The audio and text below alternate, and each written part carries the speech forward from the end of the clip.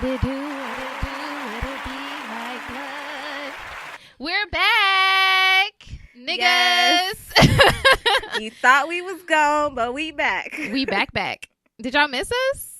We have to check in the comments to see if they missed us. We missed y'all. Where y'all been? It is Tune In Tuesday with your girls, Never Not Extra, and it's your girl, Kirsten. And Moni. And Mies had a family event to tend to, so she is not here with us tonight, but we do have a very special guest in the house. Hey. Woo woo. Are we, let's give a round of applause for our special guest. Yay. I don't think you can. Huh? I guarantee that I did. Oh, Keith in the background here. We got the producer in the building. Per usual. But we got a special guest. Thank you, Daddy Keith. Okay. Are y'all ready? Are y'all ready? Let's see if y'all know the voice. Special guest, introduce yourself. Hey, what's happening, y'all? What's bracking? It's my name's Tristan J. Winger, aka Thug Yoda. Hey, I would just want to say I'm really happy to be here on Never Not Extra. Oh my gosh. It's an honor. So I appreciate y'all. I can't do it. It's different hearing him speak like that in person. In person, huh? Like, I really feel like, you know how, like, you get out. Okay. You know how you, like, be around gangsters and they start talking, you like, That's what it feels like. But they always saying some deep stuff. Nigga. Yes, that was funny. y'all. We got the man himself, Tristan Winger. You guys know him as Thug Yoda, or if you're an OG fan, you might know him as Baby Voice. Bruh. Baby Voice Darius. Yeah, so we're so excited to have you here. Thank you so much for coming. Yes, Super thank you, appreciate Tristan. it. For having me. Yes, so Here you go. today's episode is going to be about Black and making it in LA, making it in your career field, whatever that may be, but just your identity as a Black person and what it means to make it to you, and what it means, what type of adversities that you face on your journey. So yes, super excited to get into that today. It's gonna be some real positive talk, you feel me? Some real insightful shit, you know what I'm saying? But yeah. But yes, boom. You so silly. Okay, so how was everyone's weekend leading up till today? We got to do wellness checks, Simone. You know, okay, so speaking of wellness, I got a flu shot today. Oh, nigga. I know. R.I.P. I know. See, and I'm the main one that be talking about, like, I don't trust it. The government trying to inject you with something every year. Like, why they got to do it every year? But I don't know. Our HR lady, she's not our HR lady. Yes, she is. She's our HR lady. She don't hire us, but she, like, makes sure everything's going good. She is, like, very persuasive. She's like a mom. She's like, oh, are you going to get a flu shot? And I'm like, Is she white? She is, she's cool. She's cool. That's not my question. My question was, is she white? No, she's white, but she's like from Boston. White people like flu shots. It feels like not white. You know, she didn't even want to get it. She was like, oh, did you get it yet? Yeah, I haven't got it yet because I'm scared. Oh, okay. But yeah, she's very like, oh, are you going to get it? Okay, cool. I'm like, oh, I don't know. Okay, cool. Go fill out the paper and come right back. And bring your insurance card. And I'm like, okay, well, I guess I am getting it. I hope that you don't get the flu. I haven't got a flu shot since it was recommended for me to get it to go to school. I almost that is like literally the last time I got a flu shot. I think so too. I almost want to expose myself to the flu just to see. Okay. If the flu shot worked. Have fun with that. Sound like a good idea. Right. Not at all. Since y'all claim, you know, you were vaccinated. I've been just fine without being vaccinated. Just fine. I have to, but. Well, I'm lying. I had the flu when I was a kid, but yeah, okay. Well, it was not fun. We gonna pass that. Jesus loves you. I'm gonna rebuke any flu Amen. in your life in the name of Jesus. Jesus For me, I have been in the dirty South. I went to Houston, Austin, and Louisiana. I have eaten all the neck bone out of my grandmother's freezer, all of her pork steaks, gumbo, cornbread. Neck bones. She a real life grandma. You know you in the South when you don't have to go to the grocery store to get neck bones. Because like, it's already there. I ate so good, and I think I gained like 3 pounds. Yes, applause. You know I'm all about them gains, that gain life. So yeah, that was me leading up to here. The weather didn't kill me. I thought I was gonna get sick, but I didn't. It was like 30 degrees in the morning and at night, and then like 90 degrees during the day. Yeah, hot mess, rain, all of that. But I survived. I'm glad you went there. I always love going to the South. I just go for the food. It was nice seeing my family too, even though everybody thought I was like 15, 16. But no, like they probably thought you needed to eat too. That's very true. But they don't know how I eat in real life. But it's okay because I ate real good and I'm happy and I'm satisfied. I'm happy to be back in Cali. So it's good. It always feels good going to like my grandparents live in Oklahoma, and Oklahoma is not like. Are there black people in Oklahoma? Yes. Oh, okay. It's black people and white people, and that's about it. And it's like Native Americans, obviously, because that's their territory. Oh, okay. But yeah, so it's just nice, even though Oklahoma is like bland as fuck and it's really nothing to do but go to a Thunder game. It's always nice to be outside of California and like breathe air and like see. Breathe air. I don't see like dirt and just nothing. Well, I didn't have Wi-Fi, but I survived. Tristan, how was your weekend leading up till today? My weekend was cool. Boo, excuse me.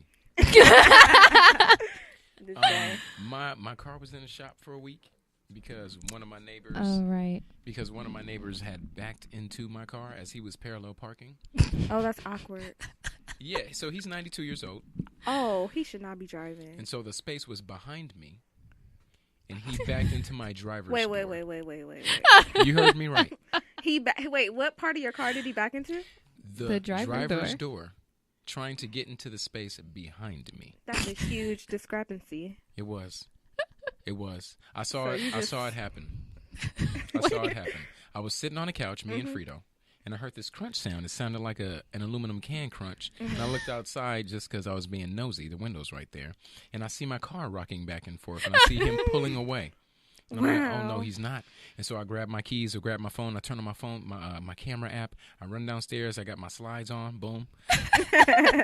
I quickly take a picture of my car. So I be like, okay, document the incident. And then I catch up with him. He successfully parallel parked down the street. Wow. You had to catch up with him? Because he got a head start. Okay. No, but I mean, like, he didn't stop, like, driving off. No. Oh. Maybe he didn't know he hit it. So I caught up with him, and I was at his door, and I just kind of waved at him like, hey, how's it going? And then he was looking at me, and then he cracked his door open. He was like, yes. And I was like, and I was like, may I help you? And I was just kind of like, hi, sir. You backed into my car door. He's like, is there any damage? I said, yes. I'm going to give you a minute to get out of the car, and then we can survey the damage. So I stepped off because I was a little bit irritated, of course, because he had ran into my door. Right. And he gets out the car, and as soon as he gets out the car, I see this wet stain on his shirt, right on his chest. And I'm like, was this old nigga drooling? And he was kind of wobbling, getting out the car, and he had this smile on his face. He's kind of like, oh, no. Walking toward me, and I'm like, what? Don't let this nigga be drunk. Please don't let this nigga be drunk. Oh, my goodness. And then he's like, my insurance is up to date. Everything is so, if anything needs to happen, we can, you can either, we can either go through, if you want to go get an estimate at the body shop, or we can go through my insurance because I'm paid up for the year. So whatever you need to do, we can do that. Oh, he's so sweet. So I went through the insurance. Mm-hmm. Part of me was like, let me get this old nigga to write a check. Let's just skip over all of that. Let me just go ahead and do the car insurance. So he had insurance. I was grateful. After a while, he found his fucking insurance card. And, got that car fixed. I didn't pay for anything except my rental, which is another store. They charged me $300. It was supposed to be free. They charge you? What? Oh, yeah. It's pending an investigation. I'm going to get that money back. Oh, my gosh. I ain't playing. Wow. That's very eventful. I think I would be highly irritated. At least you caught him. He wasn't going nowhere. I was just going to say, like, he ain't going nowhere. I mean, and he's my neighbor. Like, he lives across the street. Oh, okay. So I see him every day. He be backing over his cane. Oh no. I be feeling so bad when I see older people like that, like driving and doing stuff for themselves. Like, where's your grandchild? Why are they not running errands for you? You know, this generation, I'll never understand. I'm gonna take care of my grandparents when they get old, so they don't be hitting people. Oh Lord, That's just not cool. We have some people happy for you to be here with us. Tristan, one of our friends, Christopher, he actually has a podcast on here too. He said he hoped you sued his 94-year-old ass. He's 92. He was born October 25th. Oh my goodness. 1923. Oh, his birthday's coming up. It is coming up. 1923. Dang, he done seen a lot. He has. Jeez. He didn't see my car though. Right. Well, I guess you're right. My sister Nike said it's fine. I get it every year, and I'm alive and well. She's a nurse, so of course she's an advocate for the flu shot. It keeps us sick and keeps her in business. Okay, Nike. Well, look, if you know, yes, sure, you can have one. Oh my goodness. Okay, guys. So, you got it. Mm-hmm. I like this. Ooh, you fancy. This makes me want to wash dishes at home. Y'all don't like washing dishes? No, I don't like touching the water. Oh, you one of those people. The fresh water is good. Fresh water is fine, but like the water with the food floating in it. It's like this rice and, my goodness. And ketchup in the water. That's gross. Yeah. Okay, both of you guys need to get it together. No, I so feel you that like though. it? Especially you don't use gloves to wash your. So that's the problem. I'm gonna buy gloves. You in the 1950s? They got them at Dollar Tree. Hello, my hands already look old, and I have a gel manicure. You right. Right, the water separates the gel from your nail. You right. And then you wasted all your money on a manicure. Boom. See? This is true. This is very true. I know what I be talking about. Oh my goodness. So guys, as you guys know, our topic for today is Black and Making It. So first, I would say, what is your impression of Black and Making It? Like, what does that mean to you? I don't want to say that we're fully disadvantaged as Black people, because I feel like we are every bit capable of achieving the same things as our non-Black counterparts. Mm-hmm. But I feel like because of history, we are kind of like set back, and others may have had a head start. Not just white people. Well, wait.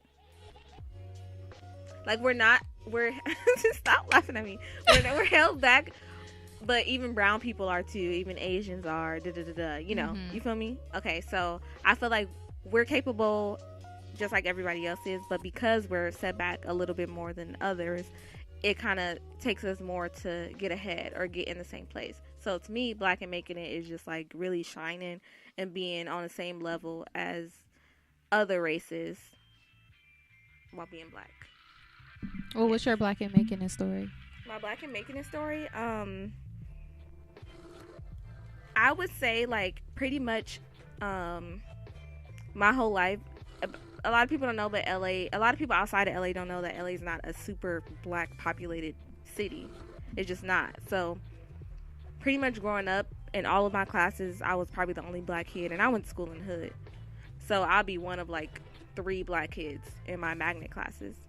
And like at work, I'm pretty much always the only Black girl. But because of that, I feel like I have something to prove. And it's almost in a negative light to where like, okay, I can't be fully myself because I'm representing for all the Black people, and I don't want to be the ghetto girl. But then at the same time, it does make me feel proud, because it's like I'm sitting at the table and I might look to y'all like I don't belong, but I know that I belong because I went to school just like you did. I'm doing the same shit that you do. So I'm right here with you. So that's how I feel. Just me being in my career, in a career where I don't see a lot of people that look like me, and I feel like that's my story. Tristan, most people do know your story, but for the people that don't, what would be your Black and Making It story? What was the question? What would be your Black and Making It story? My Black and Making It story. Well, it started with my mom because she wanted my brother and I to have experiences outside of the neighborhood. Okay. And so, growing up in South LA, I mean, there's gang activity or whatever, but we didn't really see much of that in our neighborhood, like on our street. She kept us out of a lot of things. Like, we didn't go to house parties, or at least I didn't go to house parties. I didn't have friends over the house or anything like that. Oh, wow. I didn't really. It's really interesting. We lived in the middle of the hood, and it would be a party around the corner, and my dad would be like, "No, y'all can't go. That's the hood." Yep. And it's like, we live here. This is our neighborhood. That's funny. And so she gave us different experiences. We would go to Venice Beach and skateboard. We would go to downtown LA, go to Coburn School of Performing Arts, and I would tap dance. So I tap danced for a little bit. Why did he tickle? Because he tickled himself. I wasn't even going to laugh till he snickered. Like, it was just... Anyway, so we just had different experiences outside of, and there's nothing against sports, right. But I wasn't really involved in sports. I did t-ball when I was like 6, but outside of that, we just had different experiences. My mom put me in. I was in jazz band in junior high school playing clarinet when I wanted to play saxophone, but I played clarinet. They didn't have any saxophone, so I played clarinet. But just giving us different experiences so that we had a broader worldview. That's good. Yeah, which brought me to where I am today. That's awesome. So because of your different experiences and you not being limited to like stereotypical Black growing up, like playing sports and things like that, do you feel like it's put you at an advantage in a world that's like more diverse? Absolutely. Because I feel like, and maybe other people feel this way too, but when you have a broader worldview, you're able to understand more. It's the complete opposite of having a narrow worldview and only seeing what's in front of you, what's in your neighborhood. You get to see how other people live. You get to experience things that you wouldn't otherwise experience.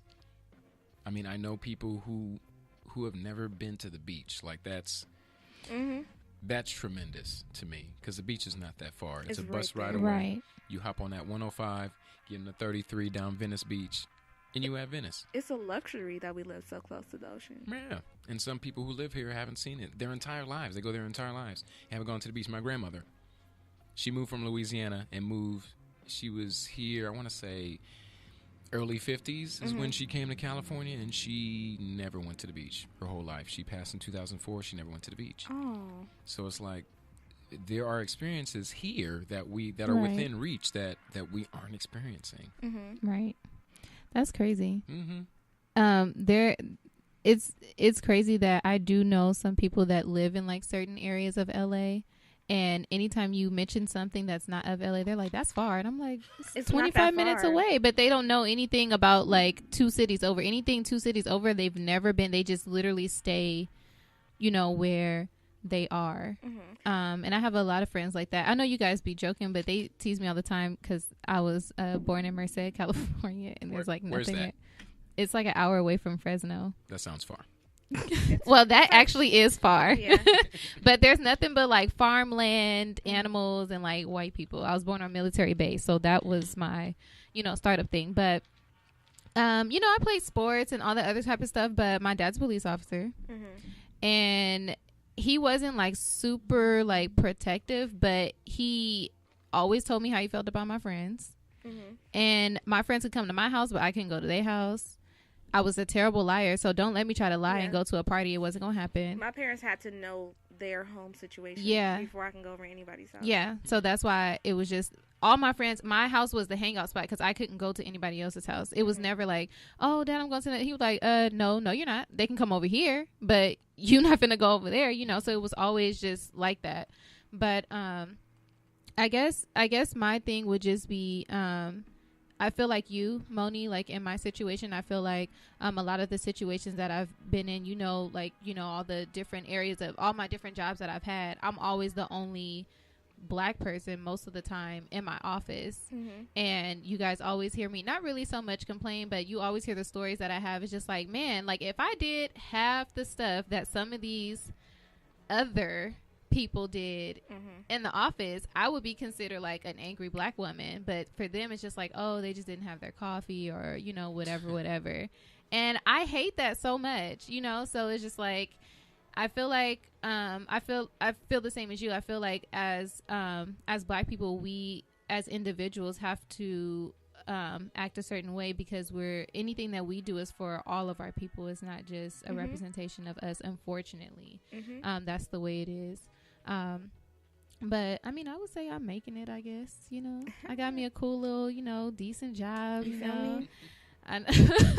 It's nice to know people with money. If I need to make a phone call, like, you know, I'm like, hey, I know you do you know, accounting, can you handle these finances real quick, or can you go to this place and do this real quick, you know? So I mean, I think that your upbringing does have a lot to do with how your parents do things. I do think that it has a lot to do with you progressing in life, because like I said, a lot of black people don't really have all of the materials or the tools that they need to be able to succeed. And I feel like we have to work like 1,000 times harder to be able to do what it is that that we need to do.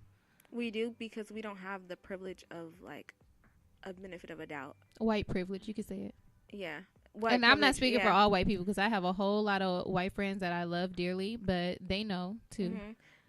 Just thinking about how when I went to college, I had white friends, and they look white. Like if you see them on the street, you'll be like, oh, they come from a good upbringing because their parents. But they would have like the same background as me, or like the same experiences as me, as far as like not really having like a bunch of money, or just, you know, not being in the best school systems. But because they're white and they're able to speak a certain way, they get the benefit of a doubt, which I guess that's what we call white privilege. They get the benefit of a doubt. You would never question what their background is, but you would like put me side by side with them. Right. Then people may look at us and be like, oh, okay, well, I wonder what her story is. They would like assume a more positive story on his end. Right. You know? Right. So I guess we can start with Trisha first. What's your motivation right now to do what you do? Great. So my motivation right now is making sure that our stories get told. We cannot let our stories be told by people who haven't experienced what we've experienced. Even if we're doing this in comedy, because there's in some of the trauma that we've experienced, there's comedy in that as well. And so that's the approach I like to take, because it's traumatic and it can be drama, but there's comedy in what's familiar. Right. In a common experience, and that's what I'm doing. I'm working on shows where I'm speaking to my experiences and my truth, that I know other people have experienced as well. So that's awesome. Nice. Yeah. That's a bomb motivation. Yeah, especially being like not just playing a character or being like a part of a project, but just kind of like having a hand in the story that you're telling. That's dope. What's your motivation, Moni? My motivation, paying bills right now. To keep it real with you. Shoot, keep it 100. Yeah, aside from that, just like proving to myself that I'm capable, and that's something that I'm low-key challenged with every day. I've been at my job for about 6 months.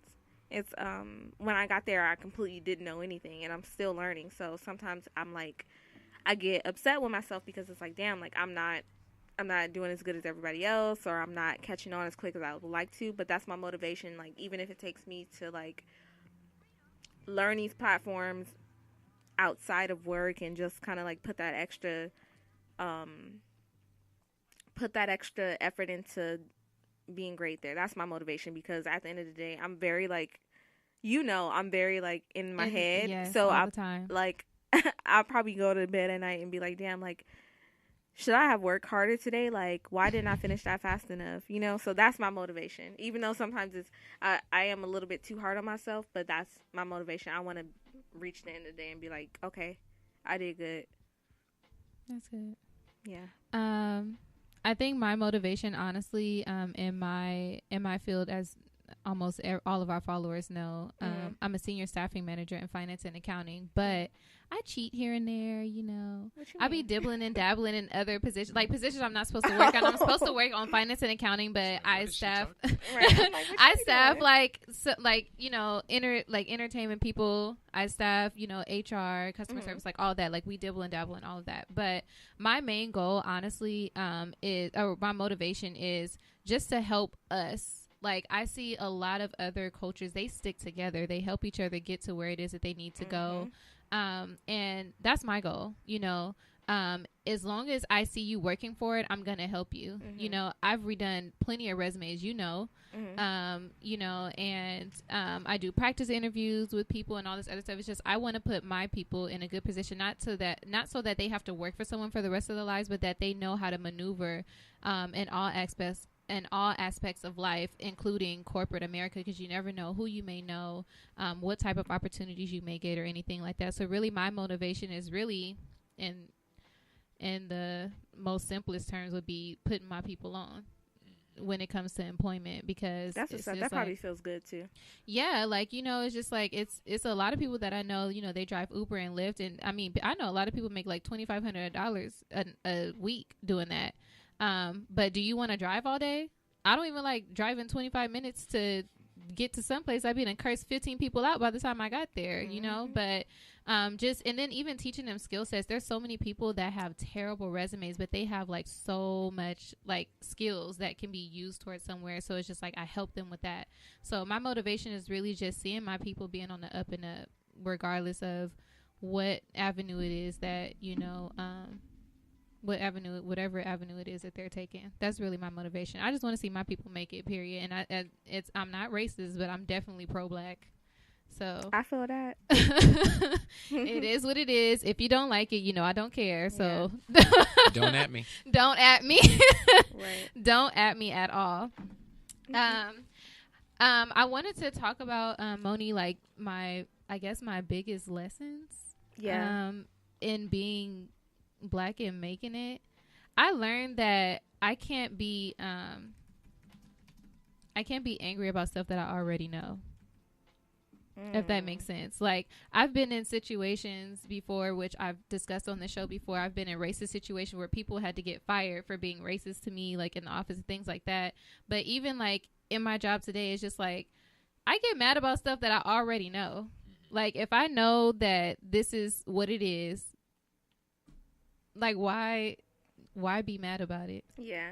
Because then I throw myself off. I'm pissed off at everybody, and I'm just waiting for somebody to say, you know how, well, I don't know about y'all, but when we were talking about the whole insecure thing, they were laughing at me because I told them I used to practice what I was going to say to the girls at school when they wanted to fight me in the mirror. Like, that was just, like, I had, like, the whole scenario, like, played out. So, like, even as an adult, like, like today, like I'll be at my desk and one person pisses me off and I'm like, yeah, once they say this, like I'm gonna say this. Like I'm already like mapping it out in my head, and it's just like it throws you off from like the main goal, like of what it is that you're trying to do.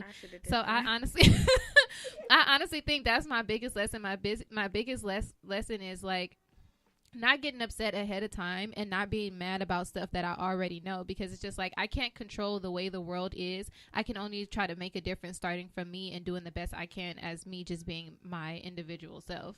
Gotcha. So I think that would have to be my my biggest lesson. I don't know if I'm ever gonna stop talking to myself and coaching myself on what I'm gonna say, but that's good. Oh well. You're funny. What you say? What you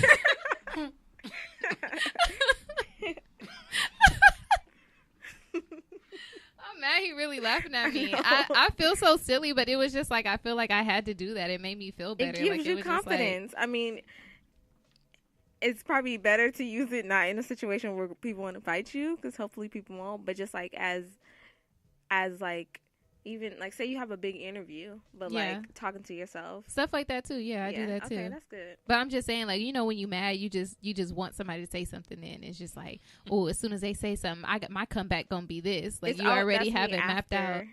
That's me after. I don't prepare, but after I be like, ooh, I should have said this. Like that. You one of those people. I should have. Yes. I should have said. Any biggest lessons for you guys? I would just say one of the biggest lessons, something that I'm still working on, is not being afraid to use my resources or being afraid to like reach out to people. I don't know why I shy away from that, but I feel like I could have got to this point in my career quicker if I would have like kept connections and like reached out to people for help. I think that would be my biggest lesson. Yeah, that's part of my lesson. And the other part is patience, because a lot of times we want things to happen when we want them to happen. Like you're writing a script and you're like, okay, this is it. This is my first draft. This is the only draft. One take, TJ. I call myself TJ. So, but it's like it's a draft for a reason. Like that's the first one for a reason. You're not gonna ever write a first draft and that be the one, and that just wins them all. And then it's like on to the next one. It's like no, we need to do several drafts. We need to make sure this is tight so that when it needs to go out to the proper channels, then they can say yes. So patience. Dang, I wish I had patience. I prayed for it one time. And I feel like God was testing me, and I was like, take it back. I don't want it right now. I don't know if you can pray backwards, but I did. I was like, Lord, I didn't mean it. Like, I'm not ready right now because I couldn't take it. I was like about to choke myself. Really? Yes, I don't have. Yes, like I don't. I don't have patience. That's something that I constantly have to work on. Literally, I only have patience with old people and children. But like people that I feel like should just have common sense, I don't have patience with them. I know it's really bad, but I'm gonna work on it. I really am. Like, I'm glad. Starting the beginning of 2019. Shout out to Keith. Starting beginning of what year? 2019. Oh, girl, we got 2 months left. Yeah, I need 2 months to get the rest of it out of my system, and then I'm gonna start over. Oh Lord. Shout out to Keith. Keith has a new morning show, a 30-minute morning show, where he is like the voice in your head talking to you, getting you prepped for the week. And I really fuck with that shit. It comes on 8:30 on Mondays, and he just commented on what you said about first drafts, because the theme of his episode, not this week but last week, was shitty first drafts, and about how like what does that mean to you? And he kind of talked about how you kind of have to, even if you don't have all the experience you need, you kind of have to get the shitty first draft out just to do it, just to get your feet wet. So shout out to him for that comment. Man, Keith's Monday morning show really be making you feel better. Because everybody hates Mondays. That's like the perfect thing for him to do. Yeah, he's like so positive to the point where it make you feel bad that you even complained about some shit. You know how you could be complaining about something so small, like, oh my God, I lost my diamond earring that I just bought, but it's people like starving. Like stuff like that.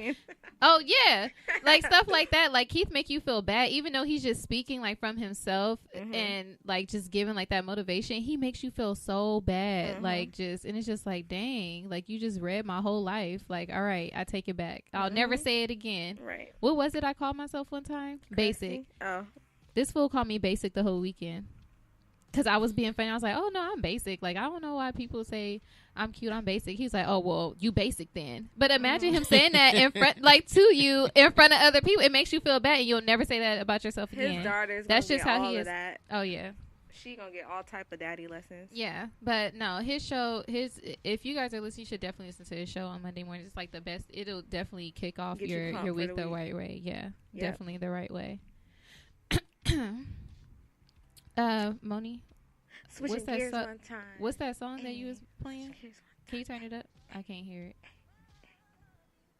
Yeah, this one joint. Can you hear it? Wait, what am I hearing? I can't hear the song. I can only hear a little bit. Okay, there we go. This puts me in the mood because this is like my theme song. This song? Yes. This is definitely my theme song. I guess we can get into the trending topics. So I definitely want to talk about one where we're talking about Black and making it. I'll talk about it first to get it out the way. I don't know if you guys have seen, but you're always on social media, so you've probably seen it. But you know who Spice is from Love and Hip Hop, right? Okay, that's why I was like, who's Spice? Love and Hip Hop Atlanta. Is it Atlanta? I think it's Atlanta. Well, anyway. Let me Google her. Spice is a rapper from Jamaica. She came to Atlanta just to further her career because she's like popping in Jamaica. Like everybody knows who she is. She gets it crunk. If people still use that word, I don't know. But 2003. I don't know, but she get it popping. Okay, Oh, she be this on is stage. her?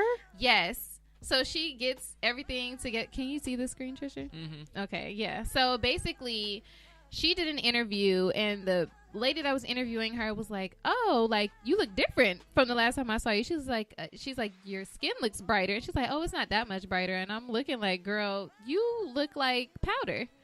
Like, what are you talking about?" So supposedly, she's saying that it's our fault, us black people, her culture, that made her bleach her skin. And she feels better. She feels like she's more accepted in her lighter skin, which she basically bleached white. In this time? And I was like, that you can't blame us for that. Like, first of all, being brown skin is like literally like this is in right now. It's gold. Yes. But she They says get so much praise like yes. from the internet. Yes. Yeah, and that's not to say it's the trend, but it's like it's good that people are embracing their different types color. of Yes. beauty. And so for her to blame us and say, "Oh, it's because of my people that I bleached my skin and now you're going to accept me now. Now you can't say anything about me because I'm lighter and that I'll be more accepted." And I'm just like, when I read that, I was like, this is going to go perfect into our show today because I'm like, do you think that a lot of blacks in the industry struggle with things like that? Because I noticed that like people in the industry, they get so much work done and it's just like some people I don't even recognize anymore. I'm like, who the fuck is that? Like, I know who I think you are, but based off of like what I know you from like the first front of you coming out, like you look completely different.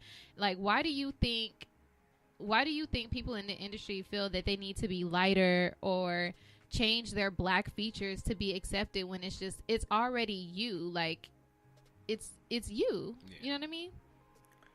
What? As far as her being lighter, that's kind of wild because I feel like among black people at least, we're more accepting of like all the different hues. But I feel like as far as just appearance and maybe features and stuff, I think about how like if I'm about to post a picture, I look at it and I'm like, oh, let me make sure it looks real good. And I only got like 1,000 followers. So imagine people with like hundreds of thousands of followers. They are more how you say that word? Susceptible. Why'd you say it like that? They're more susceptible to like criticism. But as far as the lighting thing, I don't know. I'm not with that. It's nah. I'm looking at her Instagram right now, and she deleted all of her pictures before her. Oh my god! Before her change. That's really sad. But she looks crazy. She looks like white chicks, like a character. Now she looks crazy. It doesn't look natural. She posted the white chicks meme that somebody made. Oh my gosh! Wow. This is pretty crazy, and this is pretty sad. And it's sad because she has 2 children. She has a son and a daughter, and I think they're not teenagers yet, but they're like 8, 9, 10. Imagine them knowing their mom all these years up to that, and then what type of example are you setting for your daughter? Right. To do that to your skin. To be accepted by who? Like, look, you're already at like a certain level already. Like, so what? Somebody called you black. So what?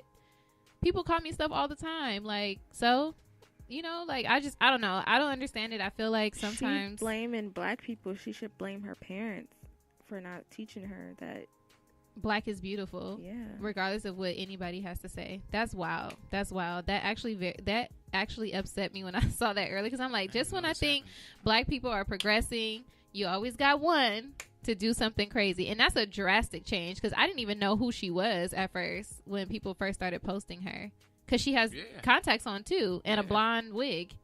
So I'm like, she just changed her whole thing. And it's just like, how do you think your fans are going to feel now? Like, you don't look Jamaican to me. She looked like Teddy Perkins. You know what? I'm not about to. Simone. Teddy Perkins. From Atlanta. Simone. Okay, I'm going to Google. Oh, Lord. You'll see. Let me tell you, she talks about me for not knowing stuff. She really talks about me for not knowing stuff. Oh, what was... Oh, from Atlanta. Okay, Yes. I haven't seen the second season. Oh, my Atlanta. gosh. Watch it. It's not on Hulu yet, so that's why I haven't watched it. I'm going to check tonight if it's on Hulu. Okay. Oh, yeah. Oh, this dude look creepy. Yeah, he does. It's the best episode ever. I can't, and I'm mad that you even made that comparison. I'm gonna post it side by side and post flames. it Oh, no. Looks just like him. Mm-hmm. now. I cannot. Okay, I'm going to have to watch this. Oh my gosh, Moni, any trending topics that you saw this week? Yeah, so also related to our story. If you guys are on Twitter, I know you're not, Shayna. Yeah, I don't. My life is not that interesting to be on Twitter. I don't have that much to talk about. But So- other people's lives are. Yeah, What? that's why I'm on Twitter for the jokes. Oh, But okay, so there was this kid. His ad name is Cold Game Kev, and he's very friendly with animals. And he got famous from the video of him like feeding deers, like calling it Canela and like giving her personality or whatever. So people started calling him Brother Nature because he's like I get a little confused with Black and Latino, but like I thought he was like Puerto Rican or something like but that. that's Maybe like Black. I don't know, whatever. it's Spanish of Black, color. whatever. Yeah, he Black. They all Black to me. Yeah. So, yes, people started calling him Brother Nature, and he started seeing success and all these followers and stuff. So, somebody went back to his tweets from 2011. Mind you, he's like 19 right now. Mm-hmm. So, he was like 11 or 12 when he was tweeting this stuff. So, it says some stuff like, oh, white power, and like, oh, if I was Chris Brown, I would have beat Rihanna ass too. Like, shit like that. Oh my god. And like probably the N-word or something, which is like not cool because it's kind of weird. But what do you guys think of the culture of people coming up, especially people of color, and them having to succumb to social media? Like, you came up through social media, and it's gonna be your fault through social media because somebody want to dig up your tweets. Do you think that's fair, or like, what are your thoughts on that? I don't think that's totally fair. I mean, it's this whole idea of like cancel culture. Like, you canceled Kanye West, you canceled. Which, I mean, he's canceled. But like this 11-year-old, Right. he was 11. Like, Twitter came out in 2008, and I downloaded it in 2008. In 2008, that was 10 years ago. I was 22 years old.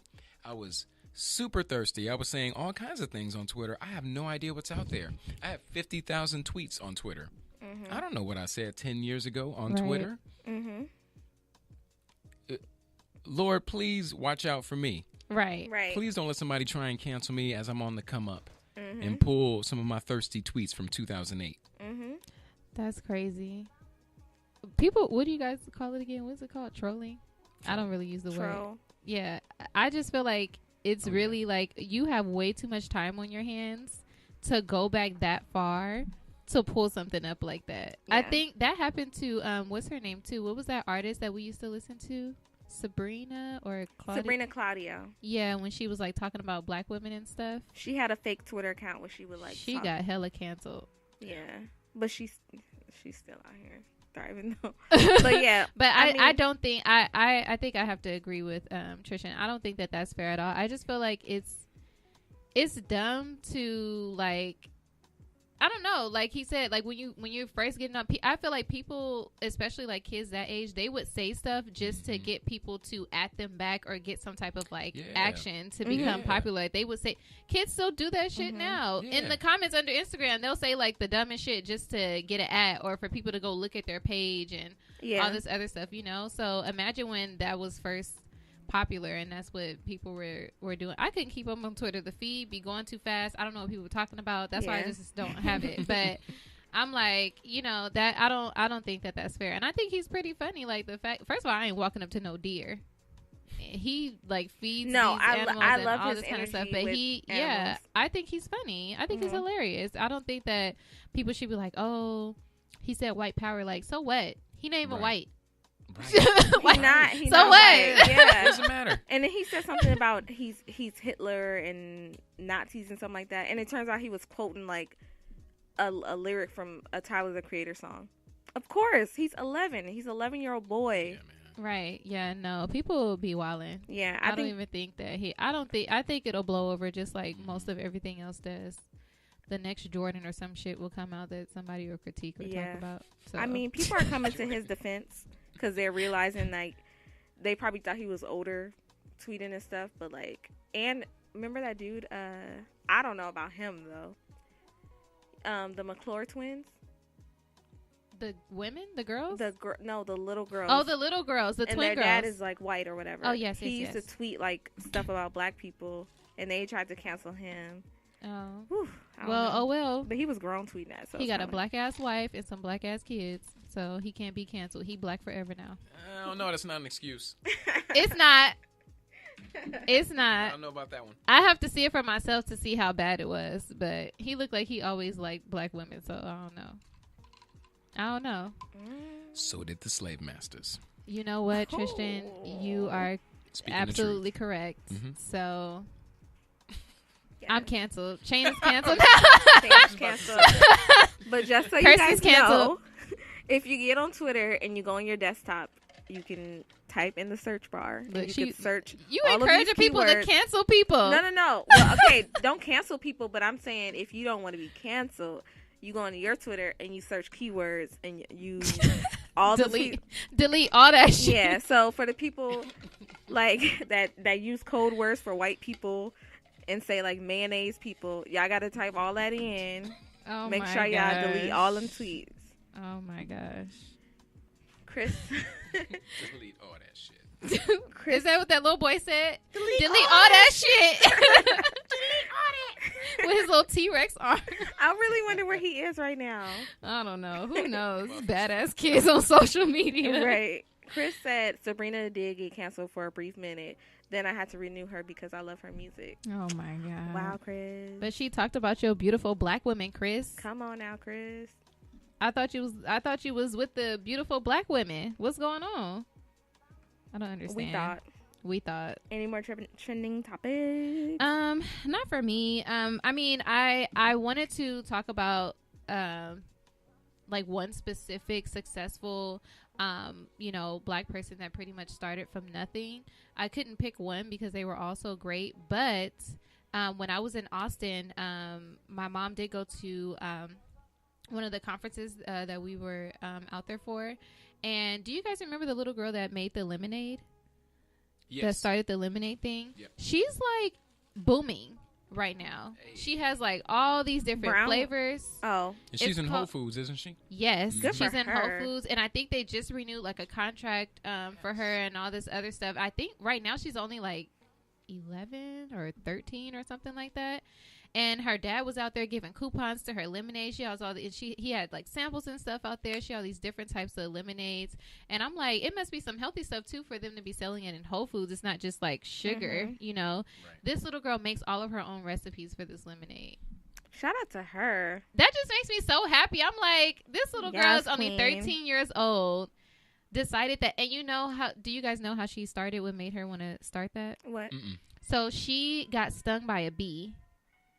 And for whatever reason, lemonade is what made her feel better after she got stung by the bee. And that's how she came up with the name with the lemonade. It's like something in the bee or bees in the... Oh, does she make it with honey or something? I think she does have honey Okay. in it.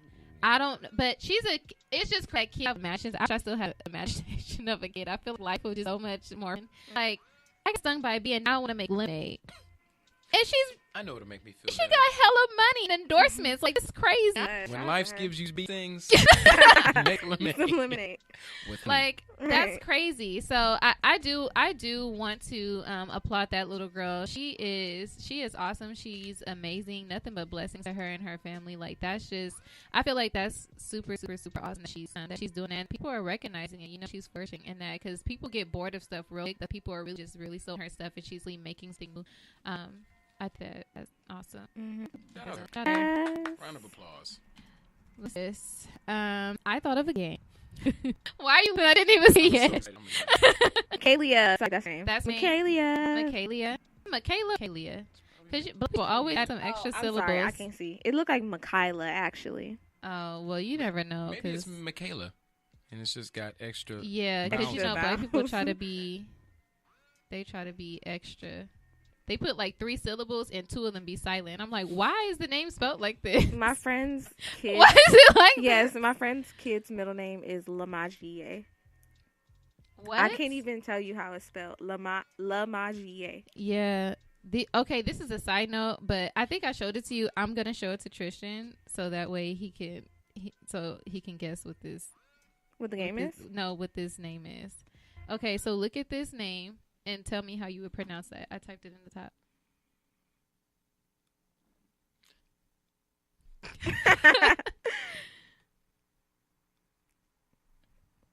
Leia. Okay. Let me see. Yeah. That's what you're I going would be with? like, la. Okay. So I work in staffing, get plenty of people in, right? She writes her name down on the paper, and she's giving me her IDs and everything. And I called her Leia. She told me that's not her name. I said, "Oh, I'm sorry. How do you pronounce your name?" Her name is Ladasha. Oh Shut no, up. no. Nope. Bye. Nope. That's Nope. her name. Nope. Her name is spelled LA-AH, Yes. and her name is pronounced Ladasha. Yes. Now, first of all, she got an attitude with me as if I'm just supposed to know that. That was number one. No, it's Ladasha. Yeah. And then number 2, I'm like, bitch, this is a hyphen. So your name really is La Hyphena. Why you fucking around with me trying to get an attitude? Like, why did your mom do this? Ladasha? First of all, the name Ladasha, like, but the fact that you gonna spell it LA-AH. Like, that's not how you spell Ladasha. I don't know. Because it's a hyphen. Like, what are you on? Like, goodness. so now, y'all don't judge me, but now every black girl that starts getting an attitude with me, I start calling them La Hyphena. Ever since I met that girl, I be calling them La Hyphena. Because she really had an attitude with me, and I'm like, why? Why is this your name? Who gets your name right? That's what I'm saying. And it's on her ID, too. Because at first I thought it was just, you know how people just like to change their name without their parents' consent and stuff. But it's on her ID as that. I didn't even know that you can have a dash in your name. Unless it was like to your last name or something. But I knew apostrophes were yeah. But I didn't know you could put one in the middle.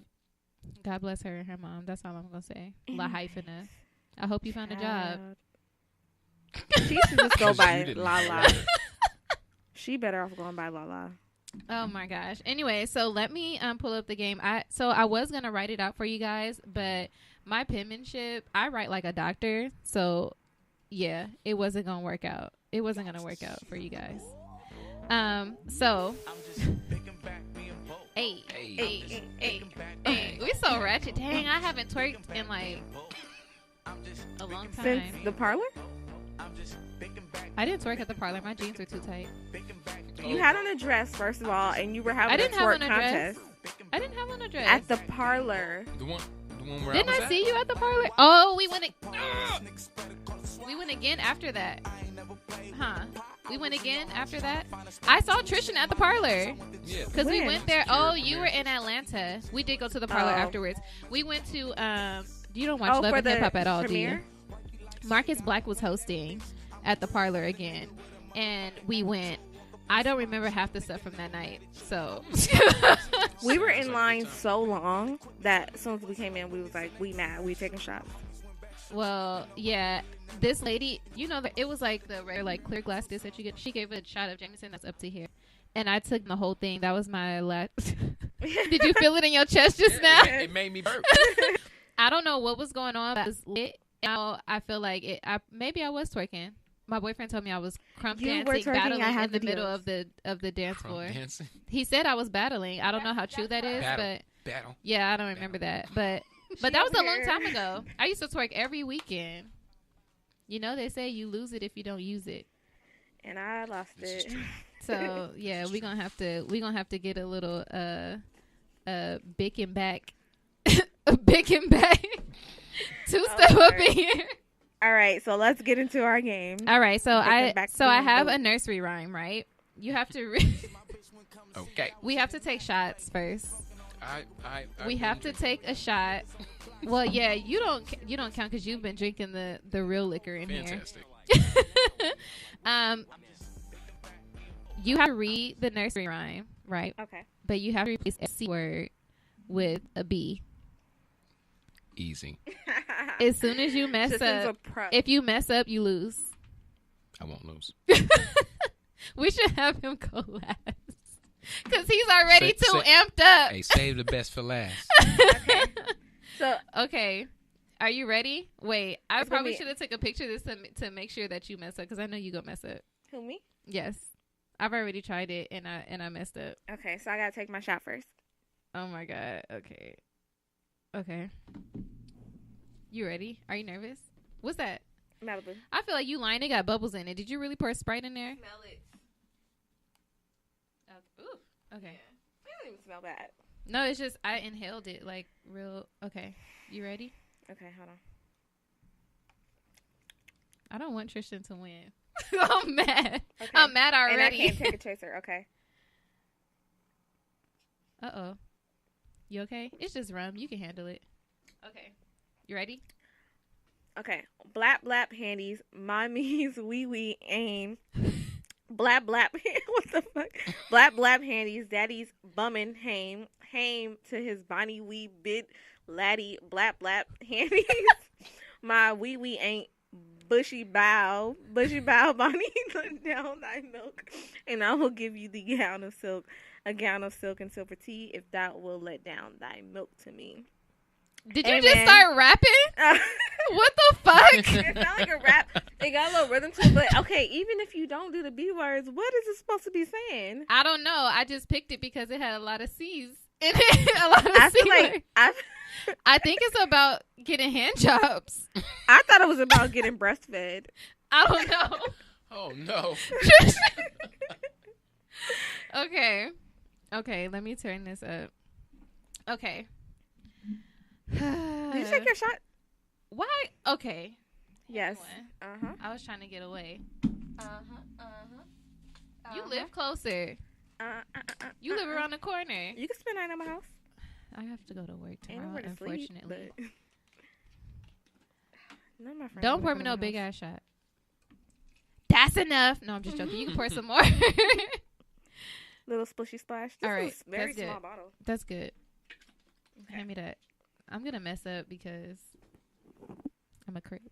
I'm just joking. Don't beat me up. I'm mad that he laughed at my gangster though. Okay. That wasn't very convincing. Go. My throat is not that deep.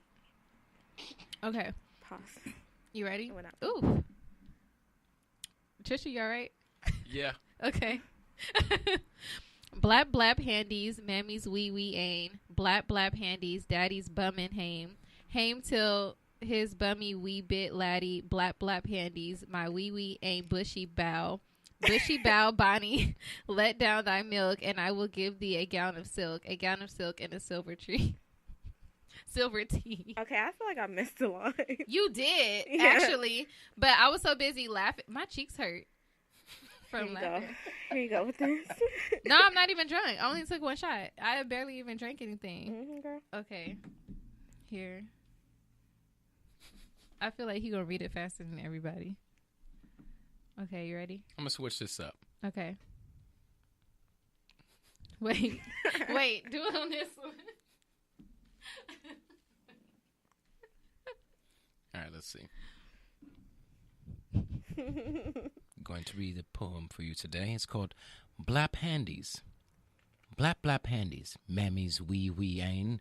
Blap blap handies, daddy's bummin' hame till this bonny wee bit laddie. Blap blap handies, my wee wee ain. Bushy bow bonny, let down thy milk, and I will give thee a gown of silk and a silver tea. Should we look up what that is about? What the hell does this mean? I feel like that's a historic, like, slavery poem. Okay, so for you guys listening, the riddle is called Clap Handies. I don't know if it's about clap hand jobs? It's about breast milk. Are you sure? Kind of sounds like it. It said let down thy milk. Let down that milk. It sounds like they're raping the cow now. I don't like the way that sounds. Okay. Or maybe they're just getting milk from the cow. But why do they call it handies? Woo child. Okay. The world may never know. But good job. I think we did great. I think that We're on one. I thought that I definitely, don't get mad at me, Moni, but I definitely thought that you was going to be the one to lose first. Oh, okay. I did. My chest is hot after that shot. I'm not taking no more shots today. That was like juice, honestly. That tasted so good. Okay, well, you drink. But it's Y'all rum. be lit. Like, it's Malibu rum. Okay. I'm going to let you have it. No, it's cool. I'm going to let you have it. I'm a lightweight. We all know. It's cool. We know this. Yes. Oh my gosh. Okay. That's enough for our Bick and Back. Bick and Back and being boo. I should have picked a harder riddle. I mean, it did have a lot of C's in it. It did have a lot of C's, and it almost got me on the cushy cow. I was like, oh. Yeah, you cheated because you slowed down. You supposed to just read it all the way through, right. but it's okay. I'm gonna let you have it. I'm gonna let you have it. What is this? Oh, can we two-step? We should two-step in the studio. That's gonna be your dance. Into our topic. Do you know how to dance? Do I know how to dance? Yeah. No. Do you know how to dance, Trisha? Sure. That okay. I feel like I don't know how Wait, to feel about it. I didn't. Oh, well, it happens. Oh, okay. So he was there when y'all went to go see the thing when I was stuck in Atlanta. Yes. Okay. Oh, you did cool. get stuck. She didn't get to come. She got stuck like an extra day in Atlanta. Did you miss your flight? I did not miss my flight. Oh, it's because you flew Frontier. Very early for my flight. They delayed it by 10 hours. And they said, just kidding, it's canceled. Yeah. I would have been so pissed. I was very upset. I just wanted to come home. Do they give you anything when that happens? They give you, you have to pay up front for your next flight. But then they send you a check for up to $400. But all the flights were like almost $500, like to go out that night. He was so pissed for you. They were $700 to go out that night, so you couldn't go out that night. You had to wait till the next day because otherwise you were gonna be out $300. Right. That sounds like bad customer service. It does sound like really bad customer service. My flight is canceled. There's another flight that's going tonight to the place that I was supposed to be going, and y'all want to charge me $700 for that? Yes. So I think Simone wrote a very unpleasant email. I haven't wrote it yet, but they sent me my money. They sent me my money, and I only paid like $412. So it was a $12 difference. But it's like, what if we was like some broke bitches and then couldn't get back home? Exactly. And I didn't get paid, so I had to tell my sister to like Venmo me. That's crazy. Yeah.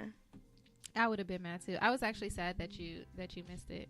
I was sad about a lot of things. I was sad that you couldn't make it. I was sad that my jeans were too tight. I was sad because I was with my cousin. I was sad that my food never came at the parlor that we ordered like an hour and a half.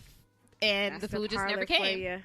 Like, it just never came. And I'm like, so do I get my money back? Or which one is it? Because I'm not going to carry food home to go now. Yeah. I don't want it anymore. And what did y'all order? Like nachos or something like that? Yes. Chicken nachos and like some wings and all kind of stuff. And our food just never came.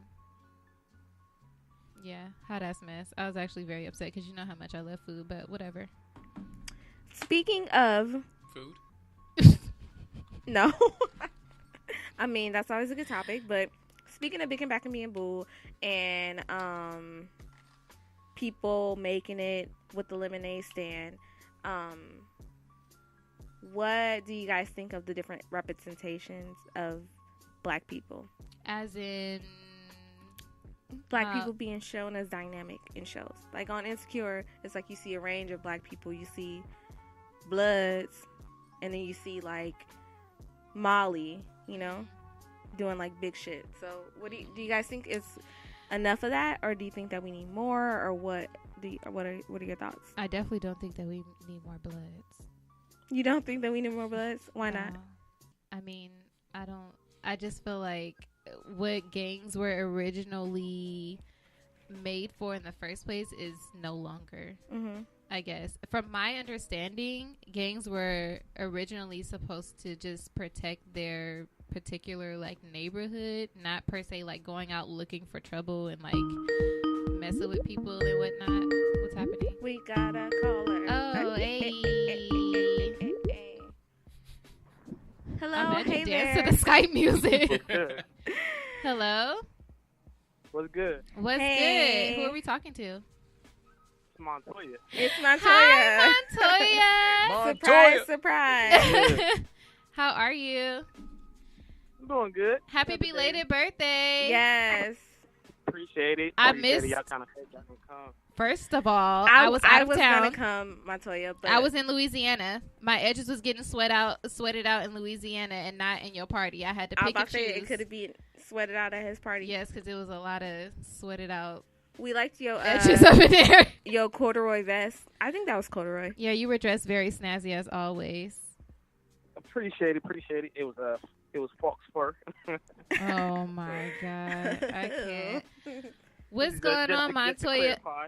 Oh my gosh. Well, Montoya, since you're calling in, tell us about your successful blackness in yourself. First of all, address Tristan. Tristan is here. He's our guest today. Yes. What's good? How you doing? What's happening, Montoya? Appreciate it. How did the radio show? We like first time caller, long time listener. Oh my Oh, it's your gosh. first time calling, Montoya? First time It is caller. his first time calling. He's always in the comments, but this is his first That's time what's up. calling. And he's been here. He has. Exactly. He's been a guest on the show. Yep. Yes. Oh, look at Montoya being faithful. Yeah, I'm loyal. Oh To address my black excellence. So like I had a good job. It had something good for me going kind of out of college and everything. And long story short, like I quit the job earlier this year to like run my own little fashion company and everything like that. And then also being able to do side jobs as far as in marketing and with different radio stations and stuff like that.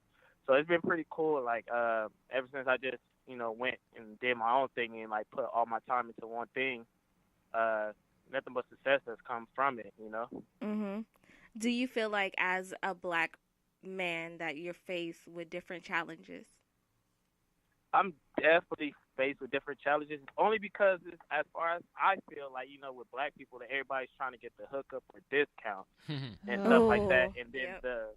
And then the work is never as good as like the big companies. You always, always trying to give people like help them out and everything, put them on, but their services is just never as good as other people and everything like that. So it's always tough. That's what's up. I'm really mad. I'm really mad that he read black people like that because that's so true. What, black businesses? Always trying to do like discount, hookup, let me get a. I feel like that's so disrespectful for it to be like someone's craft. Well, okay, I can't even say this because Brienne braid my hair for cheap. But Oh for it my to be gosh. someone's like living and what they do professionally, and for you to ask them for a discount, it's like it's disrespectful, kind of. Yeah.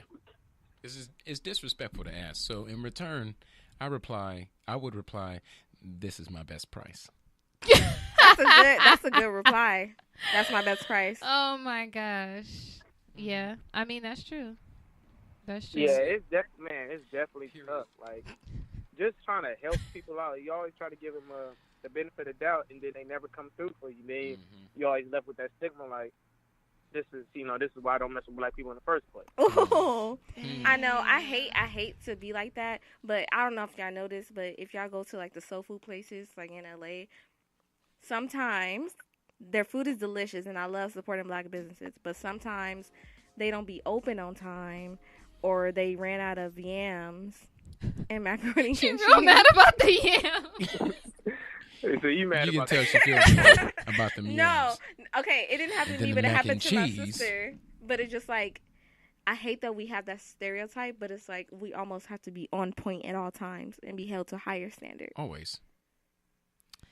I mean, if we want to get somewhere Mm-hmm. to where to that higher level, we we have to hold each other accountable for higher standards. We have to succeed in higher standards. Like, you shouldn't take no crap for nobody. Like, it sucks that we have to be on point at all times, but we got to work twice as hard to get what they get. You feel me? I feel it. Montoya, yeah. Montoya's so deep. I know. I feel like you feel me? It's no me. Why he so? You feel me? I feel like Montoya is like more successful than he like shows to the world, except for him like stunting on us and traveling everywhere. But yeah. Really Montoya, can you take me on a trip with you? I'll ask my boyfriend if it's okay for me to go first. That's trash. What? That mean hell no. You hear how long? Go ahead, that's your boyfriend. I'm dead. Oh my gosh. Well, thanks for calling in, Montoya, and sharing your story. We really appreciate you for always just supporting, tuning in and supporting. Hey, I'm always here to support. We gotta support each other. You feel me? Yes. Oh my gosh. Hopefully we see you soon. For sure. Bye. All right, thanks. Later, Montoya. Peace out. Yes. So the funny thing is, I always call Montoya a celebrity because, like, he's like one of those people that knows everybody, and it's just like, how do you know him? Like, why do you know so many LA people? LA dudes, they know everybody. Yeah. LA dudes that's like, that'd be like mixy, I guess you would say. They just know everybody. Maybe I'm just antisocial. Well, you You know, I don't know everybody. but I don't like people. But you know people. Wait, what does that mean? I'm just trying to be part of the conversation. No, seriously. I mean, I guess LA is really small, I guess. I mean, I don't know. You grew up in South LA. Did you really know a lot of people? Was it like, did it seem small to you?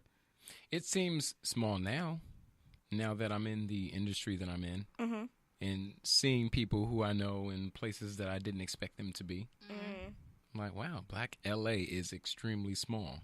Black LA for sure. Extremely small. LA is a small place. Black LA is even more microscopic. Yeah. That's true. Which low-key could be a good thing because I feel like we're all connected. Yes. And we could all help each other. It's funny because I think, like, when I'm the grandma of the group, I don't really go out as much. But when I do go out with them, he doesn't believe me. I am. This is my grandma face. But I like, there's some people that like we see, and I'll be like, I know this person, and I don't know them. I've just seen them so many times. But it bothers me because I think I know them. I'm like, no, I know you. Like, I know you, and he's like, no. You just gotta start saying hi, and then they probably know your face too. I don't know. I'm a lot nicer now that, like, you know, you and Jimmy's always tell me to be nice to people and to speak and stuff. So I'm a lot more nice than what I used to be. It's just, I don't know. God bless. I know. God bless. Jesus blesses me. Anyways, representation of Black people, and not just on television and stuff, but just even in your industry. Do you feel like there's enough Black people making it like you in staffing? No. There are. So I was talking about this today. We have this new Black woman that just started in another one of our offices, but she's like not for the culture, and it irks me. Like, what do you mean? I just feel like when you're in corporate America and you see, like, and we have all the offices together, and you see how, I mean, you went on remember we had our company boat or clipper ship, whatever they call it, come to the bay. How many Black people did you see on the boat? The singer. And she didn't even work for Ronstadt. Right. She worked for the boat. So it's just like, I just feel like when we do all work together, I feel like we should help each other. I mean, that's always how I felt. We have a new director there. He's a Black guy, and he also has to do like some of the executive recruiting and things too. So anything that I get or can give him some insight on, although he's a director, I still help him because I've been there longer, and he's new to my company. You know what I mean? And we always talk about sticking together and stuff like that. And it's not to leave other people out, but it's just because things aren't going to be handed to us. When I started there, I didn't get the training that they promised me I would get. They just kind of threw me in the fire. Like, all right, make money. You know, like, your resume say you did this, so get out there and jump in and do that, you know. all the people that have come behind me, I mean, training after training, they get books and shit. Like, I never got a training book. You know what I mean? Like, Where's your all manual? all these tests and quizzes and stuff like that. I didn't get to take any of that. Like, to maneuver through our internal system and all that other stuff. Like, I didn't get any of that. And I'm not complaining about it, you know, but I just feel like it takes a certain type of person. And the one time that I did bring it up, I told you was the just a couple weeks ago when my white coworker called me a heifer to get my attention, and I had to bring it on down because there's about to be a whole Love and Hip Hop episode up in there. When I talked to my manager, I said, you know, I've let a lot of things go. There's a lot of things that I didn't receive that this person has received. And the fact that I asked him what he said and he repeated it as if it was okay. It was a guy? Yeah. He said heifer to get my attention. Like, he was trying to get my attention to ask me a question. Right. And so I had to have a whole talk, and I was like, look, I know you don't want me to go to HR, so I'm going to need you to handle it. Like, you know, and it's not a lot of me's here. And I told him, I was like, not anything against you because he's, you know, a white man. You've met him. Yeah. I said, not anything against you, but because of the relationship that you and I have, I'm going to say this. I said, I feel like I have to work way harder than he does just to be recognized here. I've been here longer. I make more money here. And I get the job done with no training. Like, y'all just threw me in the fire. And I was already billing within my second week here. You know what I mean? I was like, now, if I were to call him an inappropriate name, you would have definitely talked to me by now. But you want me to say, oh, he's just joking. You know, he's just playing, right? He doesn't even know what that means. Well, how the fuck you know what's in his brain? I don't give a damn if he do know what it mean or not. That's not my name. There's a lot of different ways to get my attention. I don't like people whistling at me, but I would prefer for you to whistle than to call me a fucking heifer. Like, what are you doing? You know? I don't know. If they whistled at me, I'd be like... I'm just saying, like, it's just you call me a name that wasn't mine. Before heifer, though, like, yeah. Right. So it's just like, I don't think that it's enough representation. And I do think, and my parents talk to me a lot about being careful because, you know, I try to fight every battle, you know, and my dad tries to tell me there's certain battles that you shouldn't fight. But there's a lot of things I feel like that need to be said. I feel like if you don't correct others, that they'll continue to do it because you allow them to do it. I don't go off on people. I remain professional. But I get my point across. And there's a lot of things that I do now instead of saying it verbally. Oh, I'll type something up real quick. CC everybody. Per our conversation. And I'm copying everybody. Right. You know what I mean? So I don't think it's enough representation. And I feel like when we do get in a position, help each other. I don't know what it is with black people where they just always want to leave the next black person behind. Yeah. You know, they never want to reach back, or they don't. You know what? I think it was Issa that did an interview when she said she reaches straight across instead of above to help bring people up with her. Like, oh, I think I listened to that interview I feel like that's how all black people need to be. You know what I mean? Like, and you've heard some of the stories before that, oh, you know, Shayna bougie, she don't want to help people. Like, no, but if you come into my job in some fucking SpongeBob pajama pants talking about, oh yeah, I heard you can give me a job, I'm not about to fucking help you. Because you don't take yourself seriously. You don't take yourself seriously. You got fucking hot Cheeto hair and SpongeBob pants on. Did this happen? Yes. But it's like, no. You know, but it's just like if I know that somebody is taking it seriously and I'm taking the time, like I'm not supposed to build people's resumes. I take the time to rebuild them. I take the time to do phone screens with you and practice interviews and all that kind of stuff. Like, I just feel like every black person should really just think about not just themselves, but think about the culture. Think about where we used to be. We used to have our own fucking Wall Street. You know what I mean? Like, we don't have that anymore.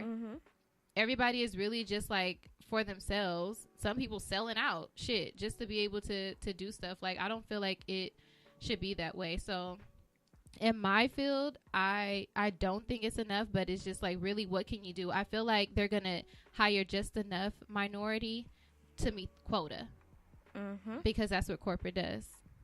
You know, I think I had the name Shayna Kirsten Dabney. I don't think they knew what they were getting when they saw that resume, but I didn't have that LinkedIn profile till I got the interview. You know, so they saw the name, they heard the voice. You've heard my work voice. Hi, this is Shayna. You've heard my work voice. Thank you for calling Ronstar Professionals. This is Shayna speaking. How Don't can I help say your you? job name. Shut up. You know, so it's just like, you know, but I feel like it just needs to be that. It needs to be more. And I feel like Black people should really just embody who they are and just think about the culture so we can get back to where we used to be. I know that a lot of Black people have been brainwashed to the point where they're just stuck at, oh, well, we don't get the same opportunity, so I'm just going to be angry about it but not do anything about it. Mm-hmm. But it's just like, all it takes is one person to make a difference, and it may not happen overnight, but if it's slowly spreading and everybody's on the same wave, mm-hmm. You know how stupid powerful Black people would be if we just got back on, if everybody was on the same wave? Mm-hmm. Crazy. Right. Crazy. But, I mean, it's not like that. All you can do is start with one person, spread the word, and do it that way. Personally, in my like career field in marketing, I don't see enough Black people, and it might be because of where I live. I mean, like in LA or whatever. But I would love to see more of it. Like I said, I'm always the only Black person. But what I will say, I'm lucky enough to have worked at diverse places. Even though they don't have a lot of Black people, they have a lot of other races other than just white. And I feel like a lot of people at my job, they are very good about accepting other people and working with other people and not being like those white people that are like, oh, what is that? Oh, is that a Black thing? Like, you know, they're very like, you can tell that they grew up in a diverse world. So I've been lucky enough to have that.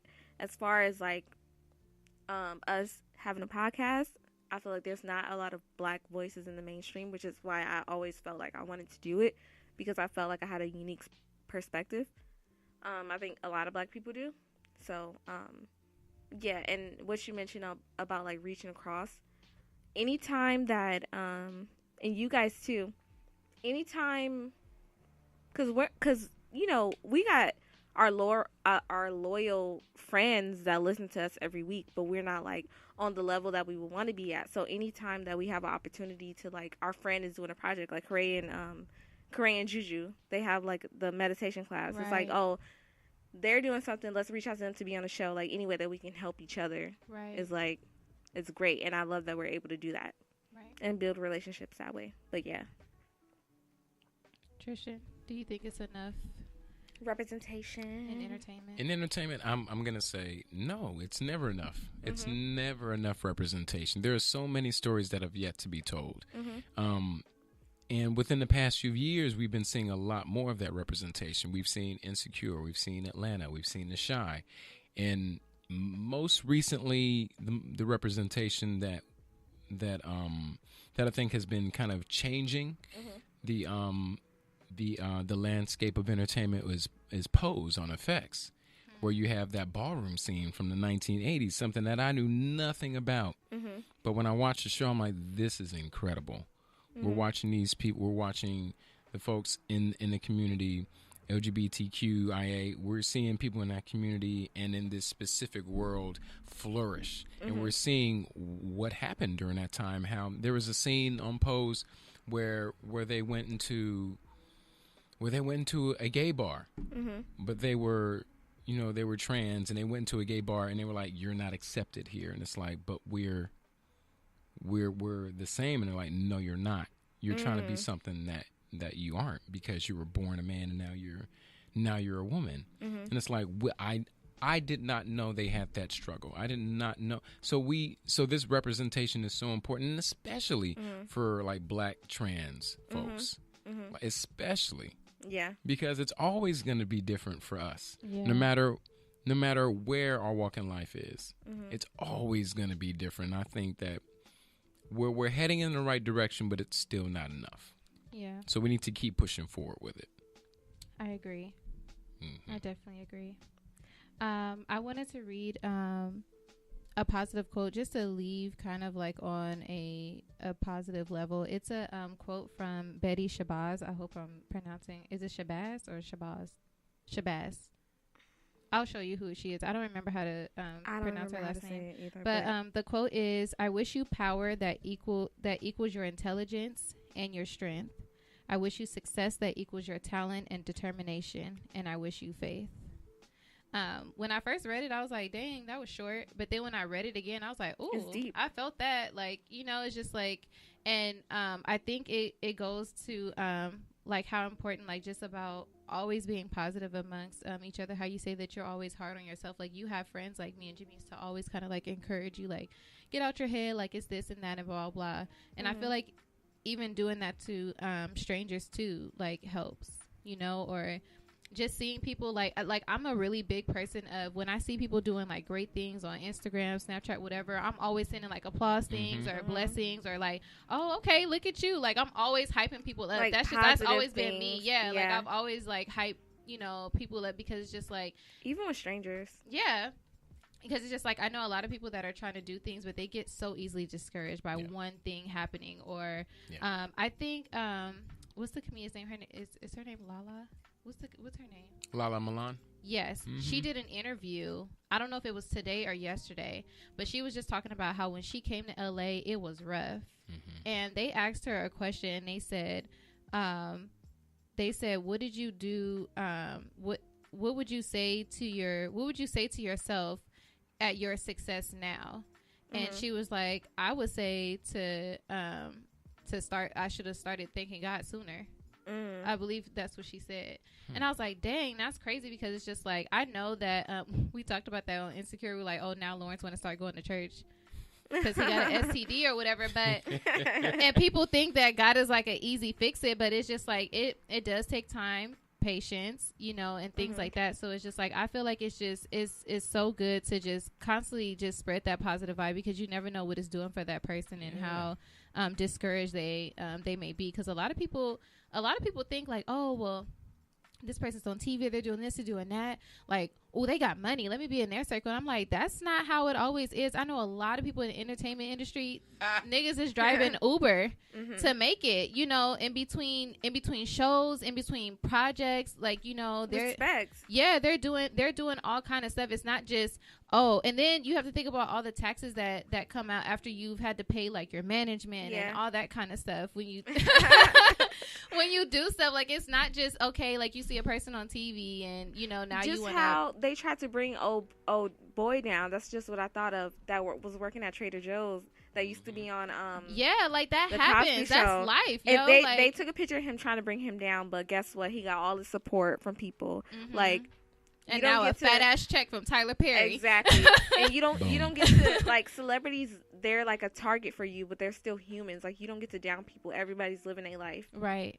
And I just feel like that's why I feel like it's really important, like, just because, especially when you have friends that are in entertainment. We know a lot of people that, you know, do stuff in entertainment. It's really important to, like, encourage them too, you know, because it's just like they're trying to do the best they can to manage, you know, to manage things. And you never know when the next project is going to come along. And it takes a lot of work to constantly put yourself out there and stay afloat. So I'm sending my encouragement to you, Tristan. Thank you. Blessings, encouragement, all of that. Everybody's rooting for you. Yes, you're doing very, very, very big thing. And I saw the new Geico commercial. I saw you. Are you seeing it? I saw you. Oh, that's what's up. So, yeah. Well, on an ending note, tell us what you're working on, what the people need to look for, all that good stuff. Well, you already told them one thing. My bad. So yeah, in the meantime, like, of course, there's always commercials, which is a really nice way to get a paycheck, because you get paid every time them things come out. So that's really nice. But yeah, I had a meeting earlier today about a show that I'm creating. Wow. And that's very exciting. Awesome. If you go on my Instagram story for the next 12 hours, you'll be able to see what's your Instagram? Where it could be. It's Tristan J. Winger. TristenJWinger. For all of our listeners, go search and follow right now. And you I'm sure you'll be able to guess where the place is. Plug time. But yeah, it's really exciting. Always writing, always trying to create something new, because that's what we need to do so we can tell our stories. That's my mission. Awesome. That's what's up. Well, we are very excited to see you in newer things and playing different characters and creating and boom, doing stuff for the culture. For the culture. Rapping for LA. And you're always the favorite. So Yes. what did we say on that one show? We were like, why did we not? We kept guessing like where else he was gonna pop up. Like the whole thing, was like, oh, he gonna pop up here. When is he gonna pop up? And he's gonna pop up here. It's so funny because when he came on that episode, and Issa was like, we all had the same reaction when we were watching. It, I was like, oh shit. She knows. And like She literally, knows. my boyfriend, let me tell you what he does now. He keeps getting in the backseat of the car, and he like, yeah, I'm going to the Brenshaw Mall. He keeps doing it. It's so annoying because sometimes I be ready to go, like it's not time to play right now. But it's like, yeah, you're really doing your thing. Like I said, I wish you nothing but success, blessings, all that good stuff. And I can't wait to see what else you got going on. Me too. Awesome. You're gonna win, right? Thank all you guys for tuning in with us. Thank you again, Tristan, for coming. We have some stuff for you after the show that What? Yes, you have Gifts? more. You have gifts. Y'all done already gave me Hennessy. Gifts. I drank half the bottle. Well, it was yours. That's Yes. why we got the personal one, so you can take that home. But thank you guys for listening, our faithful listeners. Thank you guys so much. Remember to follow Tristan and all the new things that he has going on Instagram, and be sure to tune in with us every Tuesday at 8:30 every p.m. Tuesday. Mies is coming back next week. Yes, we miss you, Jamise. Love Yes. you. Bye, guys. Bye.